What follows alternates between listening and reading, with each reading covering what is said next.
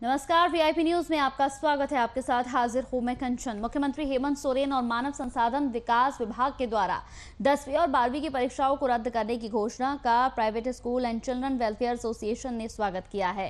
Private school and children welfare association के प्रदेश अध्यक्ष आलोक कुमार दुबे ने इस फैसले को बच्चों के हितों में लिया गया फैसला बताया।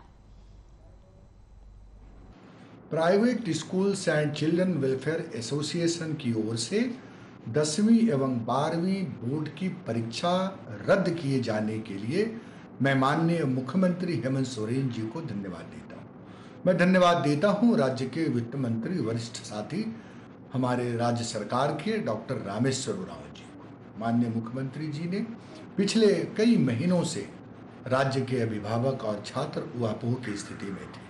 कोविड महामारी को देखते हुए बच्चों की पढ़ाई नहीं हो पा रही थी। स्कूल और कॉलेज के बंद होने से प्रैक्टिकल्स के भी एग्जाम नहीं हो पा रहे थे। सरकारी विद्यालयों में आप समझ ही सकते हैं कि ऑनलाइन पढ़ाई की स्थिति क्या थी। ऐसे हालत में कोविड महामारी को ध्यान में रखते हुए बच्चे और अभिभावक लगातार माननीय मुख्यमंत्री जी से और झारखंड एकेडमिक काउंसिल से मांग कर रहे थे कि परीक्षाएं स्थगित कर दें। Private schools and children welfare association की मांग पर पिछले दिनों सीबीएसई ने भी पूरे देश भर की परीक्षाएं स्थगित कर दी थी। झारखंड सरकार धन्यवाद के पात्र है। हम आभार प्रकट करते हैं कि अब बच्चों की मानसिक स्थिति से वो बाहर निकलेंगे। बच्चे हमारे भविष्य हैं, हमारे धरोहर हैं। यकीनन उनके इस निर्णय के बाद बच्चे और अभिभावक चैन की सांस ले रहे हैं।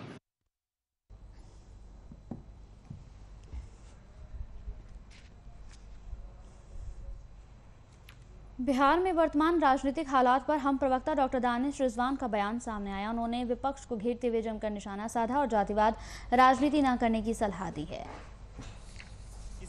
मुसलमान अगर मदरसे में पढ़ता है तो उनको तकलीफ होती है। वैसे नेताओं को मैं बता देना चाहता हूं कि समाज का अगर इक्का दुक्का वर्ग किसी घटना में संलिप्त होता है तो इसका मतलब कतई नहीं है कि पूरा का पूरा समाज नक्सली है, पूरा का पूरा समाज आतंकवादी है। ऐसे लोगों से आग्रह है कि जाति और मजहब से बाहर निकलिए, विकास की बातचीत कीजिए, नहीं तो बिहार की जनता आने वाले चुनाव में आपको सबक सिखाएगी। ये दोहरा चरित्र नहीं चलेगा। एक तरफ कहते हैं सबका साथ सबका विकास और दूसरी तरफ खोज लगा लगा कर कहते हैं कि नहीं ये नक्सली है, ये आतंकवादी है, मदरसा बंद कर दीजिए, मस्जिद में ये करिए। ये तुष्टीकरण की नीति अब नहीं चलेगी। देश के प्रधानमंत्री नरेंद्र मोदी जी ने स्पष्ट तरीके से कहा है कि हम सबका साथ करेंगे, सबका विकास करेंगे। उनके इस विकास की धारा को तोड़ने वाले लोग देशद्रोही हैं। तो बिहार सरकार उद्योग मंत्री शहनवाज हुसैन एक निजी कार्यक्रम में शरीक होने के लिए समस्तीपुर पहुंचे। इस दौरान उन्होंने पत्रकारों से बातचीत भी की, जहां उन्होंने कोरोना संक्रमण काल में सीएम नीतीश कुमार के नेतृत्व में उद्योग विभाग द्वारा किए गए कार्यों की सराहना की। इसके साथ ही उन्होंने समस्तीपुर में उद्योग विकास के लिए सरकार के प्रयासों की जानकारी भी ली।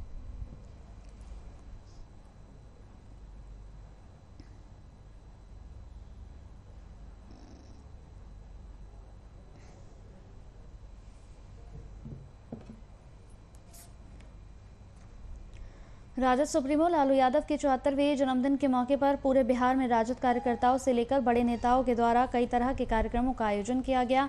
इसी क्रम में मुंगेर जिले के तारापुर विधानसभा क्षेत्र में राजद के प्रदेश सचिव हैं जितेंद्र कुशवाहा। इनके द्वारा नक्सल प्रभावित इलाकों के गंगटा पंचायत के भीवे गांव में दलित भोज का आयोजन किया गया, जिसमें राजद के प्रदेश सचिव जितेंद्र कुशवाहा ने दलित बच्चों के साथ खाना खाया और दलित बच्चों को लालू जी के बारे में बताया। इस मौके पर हजारों लोगों को खाना खिलाया गया।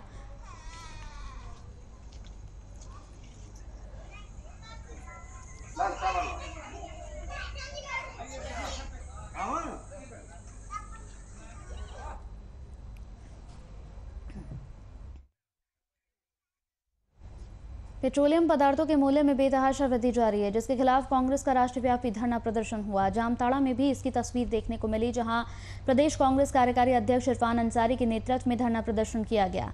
विधायक की अगुवाई में भारत पेट्रोलियम पेट्रोल पंप पर केंद्र सरकार के खिलाफ जमकर नारेबाजी हुई। धरने की अध्यक्षता जिलाध्यक्ष मुक्ता मंडल ने की। कांग्रेसी नेता इरफान अंसारी ने कोरोना काल में रसोई गैस, पेट्रोल, डीजल की लगातार बढ़ रही कीमतों में बढ़ोतरी का विरोध किया। सभी जिला मुख्यालयों में और जहां पेट्रोल पंप है, सोनिया गांधी जी के निर्देश पर हर जगह जनता के हित में कांग्रेस पार्टी का एक दिवसीय धरना था।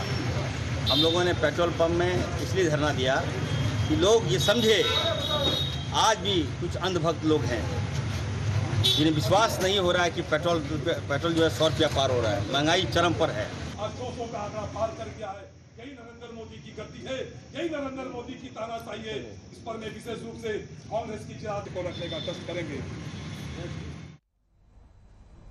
पेट्रोल और डीजल की बढ़ती कीमतों के खिलाफ कांग्रेस पार्टी पूरे देश में पेट्रोल पंपों पर पहुंचकर प्रदर्शन और विरोध कर रही है। इसी को लेकर बोकारो में बलिठी स्थित इंडियन ऑयल के पेट्रोल पंप में प्रदेश कांग्रेस के कार्यकारी अध्यक्ष राजेश ठाकुर ने विरोध प्रदर्शन किया। इस दौरान उनके साथ जिला अध्यक्ष मंजूर अंसारी भी मौजूद रहे। कांग्रेस के कार्यकर्ताओं और नेताओं ने पेट्रोल पंप के बाहर विरोध स्वरूप इंडियन ऑयल को मोदी ऑयल का नाम दे दिया। साथ ही यहाँ पर कैनोपी लगाकर इसका जोरदार प्रदर्शन भी किया।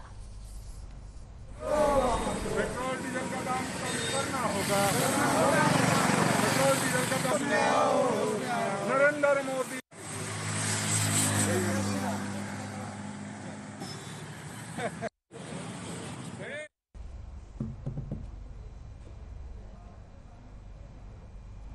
देश में हो रहे पेट्रोल, डीजल और रसोई गैस में मूल्य वृद्धि के खिलाफ गिरिडीह जिला कांग्रेस कमेटी की ओर से शहर के विभिन्न पेट्रोल पंपों पर विरोध प्रदर्शन किया। साथ ही इस दौरान केंद्र की मोदी सरकार के खिलाफ जमकर नारेबाजी की गई। मौके पर झारखंड प्रदेश कांग्रेस कमेटी के जमुआ विधानसभा प्रभारी सतीश कोड़िया और जिला कांग्रेस कमेटी के उपाध्यक्ष अजय सिन्हा ने संबोधित किया। आज जो धरना प्रदर्शन है पहले भी हम लोगों ने किया है डीजल पेट्रोल मूल्यों के खिलाफ। आज शर्मनाक स्थिति है कि जब अंतर्राष्ट्रीय बाजारों में पेट्रोलियम पदार्थों की मूल्यों की कीमत 7 साल 8 साल के दरमियान सबसे निम्नतम स्तर पर है और उसमें पूरे भारत में डीजल और पेट्रोल सर्वोच्च स्तर पर है। आज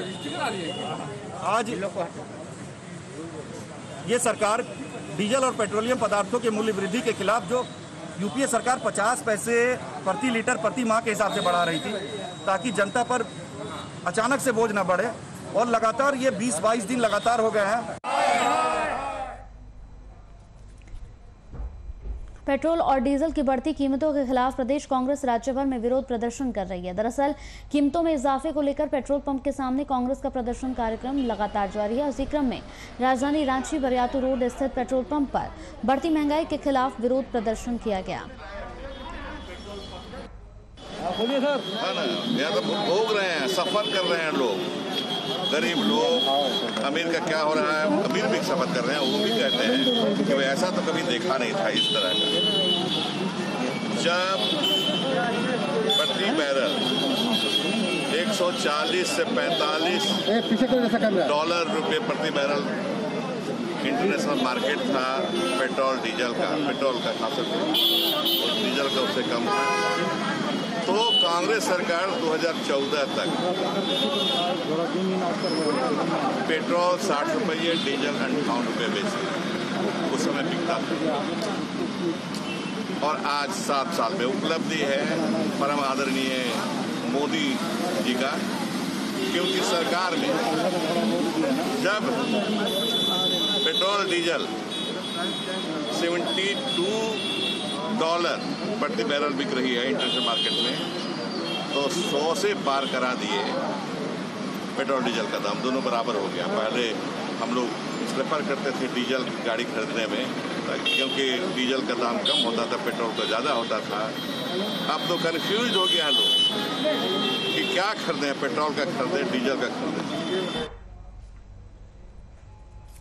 सुल्तानपुर में पेट्रोल और डीजल की बढ़ती कीमतों को लेकर कांग्रेस के कार्यकर्ताओं ने जाम लगाकर प्रदर्शन किया। इस दौरान कांग्रेसियों ने पीएम और राज्य के सीएम के खिलाफ जमकर नारेबाजी की। वहीं कांग्रेसियों ने साफ कहा कि पिछले कुछ महीनों में डीजल पेट्रोल की कीमतों में लगातार वृद्धि की जा रही है, जिसमें आम जनमानस काफी परेशान है।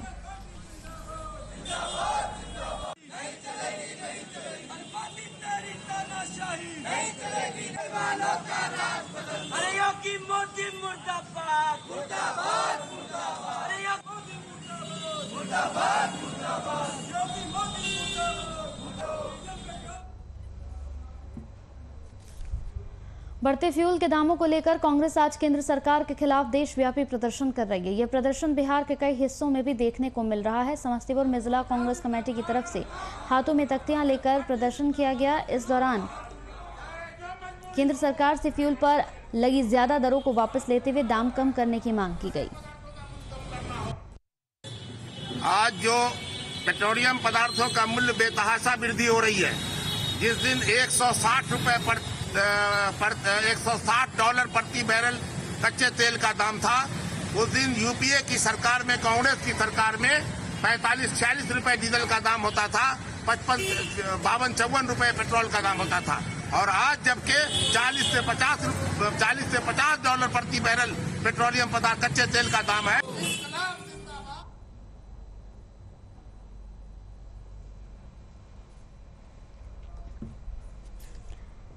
पेट्रोल और डीजल के दामों में लगातार बढ़ोतरी हो रही है। पेट्रोलियम पदार्थों की कीमतों में हुई वृद्धि के खिलाफ कांग्रेस पार्टी के कार्यकर्ताओं ने करंडी पेट्रोल पंप के पास जोरदार प्रदर्शन किया। केंद्र सरकार के खिलाफ जमकर नारेबाजी की।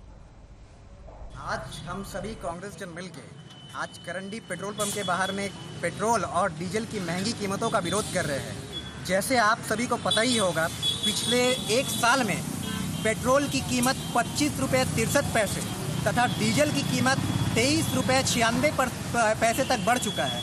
इससे आप अंदाज़ा लगा सकते हैं कि हर चीज़ों की, सिर्फ तेल के साथ साथ सिर्फ तेल की कीमत नहीं बढ़ती है, इसके साथ साथ सभी चीज़ों का लिंक है। हर चीज़ों का दाम जो आसमान छू रहा है, हर चीज़ों का कीमत 36% तक में, आंकड़ा जो है 36% तक में वृद्धि हो चुकी है। इसी के विरोध में आज जो है हम लोग सारे कांग्रेस जन मिलकर आज विरोध प्रदर्शन कर रहे हैं।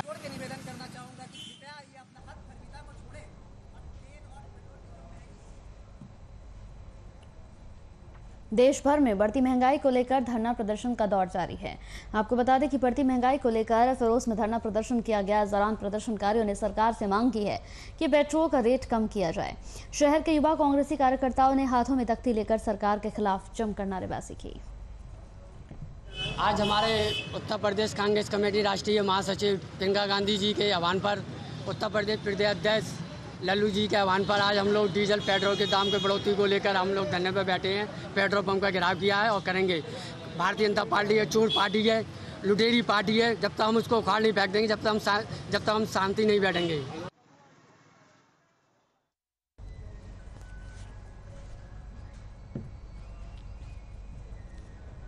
दुमका उपायुक्त राजेश्वरी बी के निर्देश पर जिले के सभी प्रखंडों में मिशन मोड में टीकाकरण अभियान चलाया जा रहा है। हर तरफ योग्य लाभुकों को समय से टीका लगे, इसे ध्यान में रखते हुए जिला प्रशासन द्वारा जागरूकता अभियान भी चलाया जा रहा है। साथ ही जिला प्रशासन के अधिकारी भी डोर टू डोर पहुंचकर लोगों से टीके के महत्व को बताते हुए लोगों से टीका लेने की अपील कर रहे हैं। इसी क्रम में प्रखंड विकास पदाधिकारी सरयाहाट दयानंद जायसवाल ने प्रखंड के कंकड़ी पंचायत के विभिन्न क्षेत्रों का भ्रमण किया। वहीं उन्होंने स्थानीय ग्रामीण मजदूरों से टीका लेने की अपील की है। राष्ट्रीय जनता दल के राष्ट्रीय अध्यक्ष माननीय लालू प्रसाद यादव का जन्मदिन है और आज ये पूरे बिहार में उनका जन्मदिन बड़े हर्षोल्लास के साथ मनाया जा रहा है। क्योंकि तारापुर विधानसभा में भी जन्मदिन का कार्यक्रम सुबह से ही चल रहा है। मैंने सुबह भी केक काटा असरगंज और तारापुर प्रखंड में।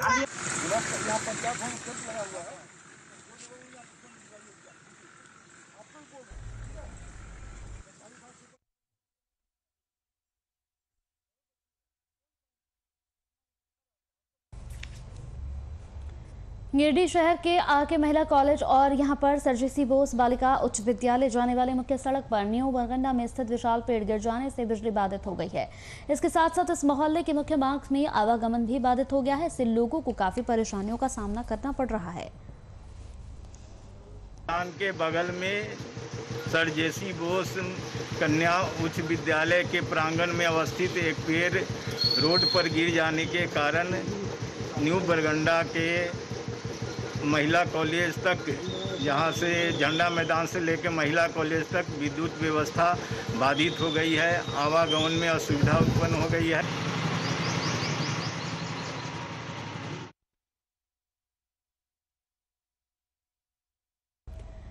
गिरिडीह सीसीएल क्षेत्र के चुलगा गांव में पिछले 1 महीने से बिजली नहीं है। इससे वहां के ग्रामीणों को भारी परेशानियों का सामना करना पड़ रहा है। इस भीषण गर्मी में बिजली ठप रहने से आक्रोशित ग्रामीणों ने सीसीएल कार्यालय बनियाडीह का घेराव किया और तत्काल बिजली उपलब्ध कराने की मांग की है।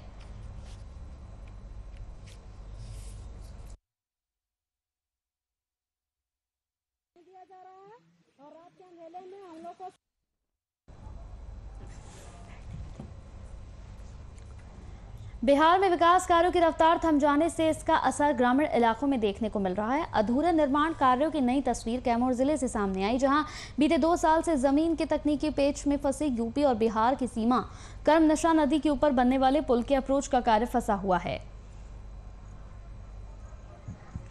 अधीन है तो पूरा होने वाला है ना, पूरा हो जाएगा तो इलाका के बहुत ही फायदा है। फायदा क्या मतलब बहुत ही फायदा है। पुल जब तक नहीं बन रहा था या निर्माण नहीं, तब तक आवागमन किस तरह से चल रहा था? अरे हम लोग बहुत बुरा गति से स्थिति से गुजर रहे थे। किस वाहन से कैसे जाते थे? नदी पार करते कैसे थे? कभी कभी तो हम लोग नाव से जाते थे, कभी बांस के चचरी से जाते थे, कभी हेल कर जाते थे। मतलब हम लोग बहुत बुरा स्थिति से गुजरे हुए हैं पहले। विधानसभा कैमूर बिहार से, और इस पुल पे हम लोग हमेशा मांग उठाते रहे हैं और उठाते रहेंगे, क्योंकि ये हम लोग इस पुल से संतुष्ट नहीं हैं। और ये पुल में जो भी काम हो रहा है, 3rd क्लास का काम हो रहा है, इसमें बहुत दलाली भी चल रहा है और इसमें कोई बोलने के इच्छुक नहीं है, कोई सामने आता नहीं है। लेकिन हम लोग बिहार के होकर भी हम लोग इस पे हमेशा आवाज़ उठाने का काम करते हैं और वो नतीजा आज आप लोग सामने भी देख सकते हैं कि इसका पाया भी टूट गया और 3rd क्लास का सारा मटेरियल इसमें है, 2 नंबर का है, सब 2 नंबर का है। अभी यहाँ के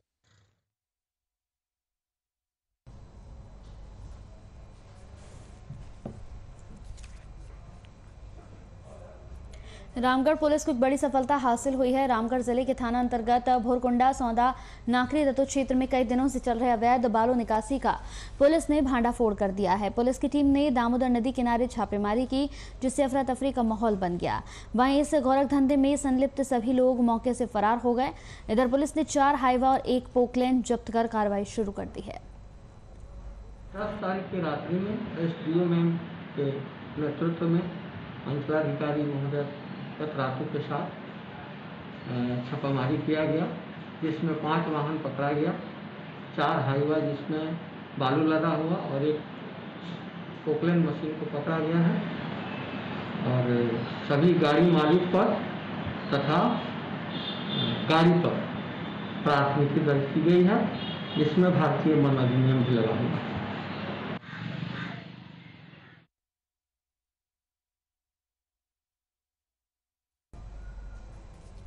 शाहजहांपुर में चर्चित पति पत्नी और 2 बच्चों की आत्महत्या के मामले में लगातार न्याय की मांग हो रही है, जिसे लेकर शाहजहांपुर के प्रभारी मंत्री कपिल देव अग्रवाल पीड़ित परिवार के आवास पर पहुंचे, जहां उन्होंने परिवार से मिलकर न्याय दिलाने का भरोसा दिलाया।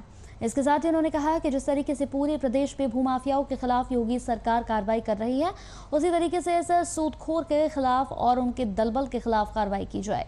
वहीं बेस्ट एकता परिषद के राष्ट्रीय अध्यक्ष सुमंत गुप्ता ने इस मामले में CBI से जांच कराने की मांग की है। इसके साथ ही पीड़ित परिवार को 50 लाख मुआवजा और मकान दिलाने के साथ ही उस मंदिर निर्माण कराने की मांग भी की गई है।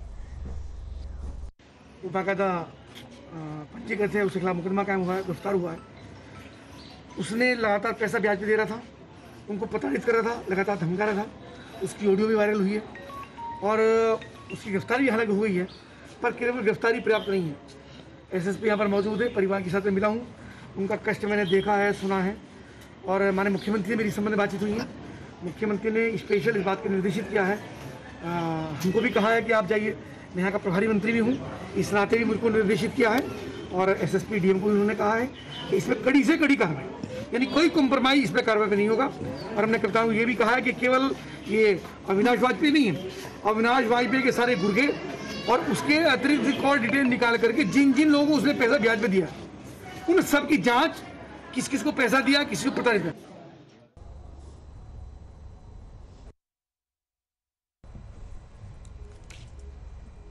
प्रयागराज से मेरठ के लिए बन रहे गंगा एक्सप्रेस वे रायबरेली से निकल रही है, जिसे लेकर रायबरेली के किसानों ने एक्सप्रेस वे के लिए किए जा रहे जमीन अधिग्रहण का विरोध जिलाधिकारी कार्यालय के बाहर किया और जिला मजिस्ट्रेट को अपनी मांगों से संबंधित ज्ञापन सौंपा। वहीं किसानों का आरोप है कि बिहार में रेल कोच कारखाना है और वो विकसित क्षेत्र हैं, लेकिन सामान्य दरों पर जमीन खरीद का मूल्य दिया जा रहा है।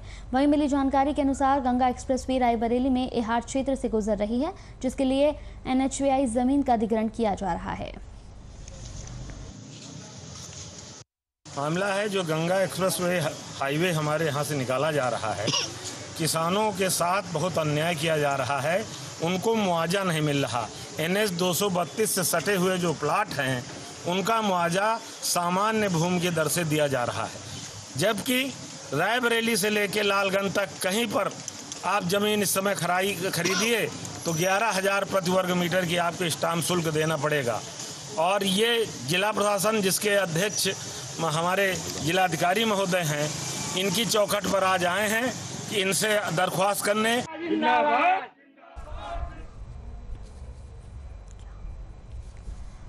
तो पाकुड़ के महेशपुर अंचल में उपायुक्त कुलदीप चौधरी के सहयोग से बायोमेडिकल वेस्ट ट्रीटमेंट प्लांट के लिए जमीन का अधिग्रहण किया गया। आपको बता दें कि यह प्लांट 3 करोड़ की लागत से बनाया जाएगा। ये प्लांट अस्पतालों में जैविक कचरे से फैलने वाले संक्रमण को रोकने में कारगर साबित होगा। ये जो वेस्टेज सामान है अस्पताल से और अन्य जो सरकारी और प्राइवेट जो क्लिनिक है, जितने भी कचरा है वो संक्रमण के रूप में है, संक्रमित है, साथ साथ जो पर्यावरण के लिए भी दिक्कत है। तो इसी को ध्यान में रखते हुए सरकार के द्वारा ये कंपनी है ग्रीनलैंड, उनको महेशपुर में बलिया डगाल जगह पर जमीन उपलब्ध कराई गई है और वो कंपनी अभी कार्यरत है। अस्पताल से पर डे उनकी गाड़ी आती है, कचरा उठाती है, अन्य भी क्लिनिक से भी कचरा उठा के ले जाती है और जो आज के आधुनिक तरीके से उसको चलाती है या उसको। सर, ये हमारी जो कंपनी है ग्रीनलैंड वेस्ट मैनेजमेंट इंटरप्राइजेज, ये कोलकाता की कंपनी है और यहाँ पे हमारा जो है बायोमेडिकल वेस्ट मैनेजमेंट की ये प्लांट लगी हुई है। यहाँ हमारा संथाल परगना डिस्ट्रिक्ट का टोटल वर्क होता है, जिसमें अभी हमारा टोटल वर्क चालू नहीं है। अभी हम लोग 400 बेड पे काम कर रहे हैं। यहाँ पे जो वेस्ट हम लोग वहाँ से कलेक्ट कर लाते हैं, इसमें 4 कैटेगरी की मेनली वेस्ट आती है। इसमें येलो कैटेगरी आती है, रेड आती है, ब्लू आती है और वाइट पीपीसी कंटेनर आती है। जो येलो कैटेगरी का वेस्ट रहता है उसको हम लोग इंसिनरेट करते हैं। जो आपके पीछे ये प्राइमरी चैम्बर लगा हुआ है, प्राइमरी चैम्बर है, सेकेंडरी चैम्बर है। इसका टेम्परेचर 800 डिग्री सेल्सियस और 1050 डिग्री सेल्सियस पे इसको हम लोग जलाते हैं। सेकेंड हमारा जो है ये ऑटोक्लेविंग होता है, जो डेड पार्ट्स हैं उसका रिसाइक्लेबल मटेरियल का ऑटोक्लेव करते हैं। ऑटोक्लेव करने के बाद उसको श्रेडिंग करके और वो श्रेडिंग करने के बाद उसको डिस्पोज किया जाता है। चलिए इसी के साथ VIP न्यूज़ में मेरे साथ इतना ही। नमस्कार।